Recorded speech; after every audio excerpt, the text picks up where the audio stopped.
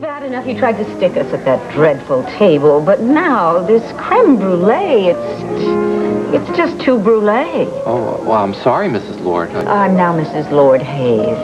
I'm married, thank you. Give it back to the chef and tell him for me, if I wanted fast food desserts, I would be at Dippin' Donut. Okay. Thank you. Despite the blackened brulee. This really is a very fine restaurant. Oh, I know. I met Clint here. Oh, how romantic. Well, it's just about the only place to have lunch in Landview, except the country club, which you are automatically a member of because you're now Mrs. Clint Buchanan. Mrs. Clint Buchanan, I still can't get over that. It seems so out of character for Clint to be so spontaneous. Yes, but you see, on the other hand, I like to move very fast, especially when I know what it is that I want. And what exactly is that? Looking for is a friendly face. Here you are, Mrs. Hayes, with the chef's regrets. Oh. Dessert and coffee are on the house. Why, thank you so much. This looks much better. Now, why don't you define what you mean by a friendly face? Well, I don't know. Maybe, well, one like yours. But I can hardly believe I'm saying that. Why? I'm a very friendly person. Yes, who at one time warned me to stay away from Clint. This is delicious. Because of your great friendship with Vicky Carpenter. Oh, she's a very, very special, brave person. Yes, well, I'm sure that's true. But back at the Banner when you were having that little disagreement with your husband, I couldn't help but get the sense that perhaps your reports of this great Dorian-Vicky friendship were just a little bit exaggerated. First of all, let me assure you that what you witnessed between Mel and me was just a spirited discussion. Uh-huh. And as for Vicky, even in the best of friendships, they sometimes hit a little bump in the road. Oh, come on, Dorian. Come on. You know back at the Banner that little spirited discussion you were having with your husband was an all-out brawl. And as for Vicky, well, I've done my research. You hate her guts. Isn't that true?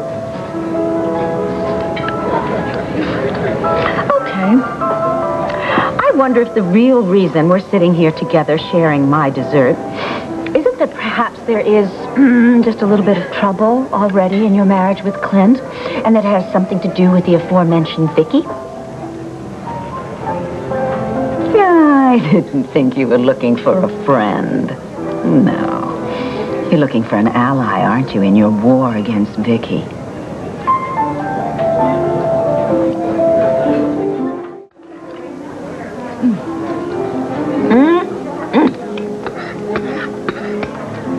Are you finished with that? Yes. It was lovely. Thank you. See, the problem with Vicky is, well, she's always around. So you're looking for a hitman? I just wish that she would accept that she lost, I won, and get herself out of his life. But she's the mother of Clint's children. I understand that. What I don't understand is women who obsess over their ex-husbands' new lives. Excuse me, I don't think you were too pleased when my niece Blair got involved with your ex. Oh, well, don't be ridiculous. I think Blair's a lovely girl. Yes, she is. Sammy's life is none of my business. Could it be that there's someone burrowing in between you and your husband? Mel and I are like the Rock of Gibraltar. More like the San Andreas Fault. If you saw a little tiff between us, I thought it was a spirited discussion. it was caused by your new stepson, Kevin. An attractive young man. He is a despicable human being, a snake. He has just about ruined my daughter's life, and if I were you, I would watch my back around my new in-laws. Well, that's being just a bit melodramatic, isn't it? No. He's a sicko. He's a serial seducer. And as for Asa, And Drew, we might as well be talking about Satan and his spawn. Really, I found Drew to be a very charming young man. No. An opportunist. The only one who is worth anything is Joe. Joey? Joe has a very artistic side. He's very sensitive. He's vulnerable. He could have the world if he wanted. Dorian. Dorian. We were talking about Clint. Yes, we were. Though I might like to hear a little bit more about Joe. No, we'll talk about that some other time. See, I think that the problem is this. You have Clint's ring, you have his house, you have his money. But Vicky has him for 10 hours a day. It's not as if he really needs that job. What? Oh, no. I think he likes the challenge of dealing with Vicky. You know, they've got that feisty Spencer Tracy, Katharine Hepburn working relationship thing. So what? What do I look like, Donna Reed? No, absolutely not. But think about it. When he's, working all day with that kind of crackling chemistry, and then he comes home to a professional wife, albeit a very non-Donna Reed, very attractive one. It's bound to be a letdown. Listen, I'll have you know I'm an accomplished sculptor. I was on the cutting edge of the Chicago art scene, and as a matter of fact, I once owned a very, very successful art gallery. Now we're getting somewhere. It's a wonderful space, don't you think? Good natural light. Thank you for showing this to us on such short notice. Anything for one of Mrs. Hayes' friends. Oh. Yes, the bohemian quality of the neighborhood would make it a very good location for an art gallery. There is an espresso bar / bookshop opening across the street, and the area is already full of artists and musicians. Lindsay is herself a very talented sculptor. Perhaps you've seen her work, Lindsay Rappaport. It's Lindsay Buchanan now. I don't really follow the art world, but Rappaport. I just rented a house to a Sam Rappaport not an hour ago. Oh, how nice. Is that a coincidence? I was just finishing up the paperwork when you called. See, Sam's getting on with his life. Why don't you do the same? Excuse me, I just have to call my office. Yeah. Come on. What do you want to do? Sit around that dusty old mansion waiting for Clint to come home? That's not all I do. No, of course not. But relationships get stronger when each person has their own life. What you need to do is fill yours with a lot of hungry, creative, very young artists, preferably of the male gender. And then you'll see Clint will come chasing after you like a lovesick teenager. I like the way it sounds, and I do miss the art world. I think you miss more than that, Lindsay. I mean, you were at the center of Chicago social life. Now you find yourself here, all alone. It must be unsettling for you. To say the very least. So we've got to get you into the social whirl of Landview. I agree. And I feel like I have the perfect guide.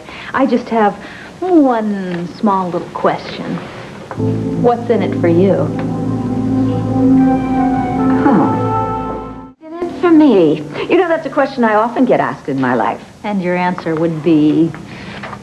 Something about our conversation earlier at lunch has really made me look at my life in a different light. Such as? Such as, maybe I do have too much time on my hands. And that's why my husband spends too much time telling me I spend too much time worrying about my daughter's life or my niece's lives. Ah, an epiphany. Lindsay, he practically threw me out of the banner. Can you imagine a man fighting with a woman in a dress like this? I mean, and the last thing I want to be accused of is meddling. Well, of course. So, maybe I do need to get a life of my own.